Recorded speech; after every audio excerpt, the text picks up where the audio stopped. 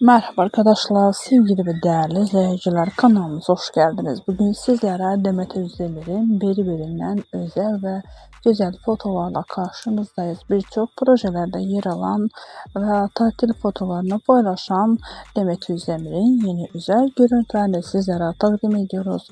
Yeni dizi kanalımızda yeni videolarımızla karşınızda oluruz. Umarım videomuzu beğenirsiniz.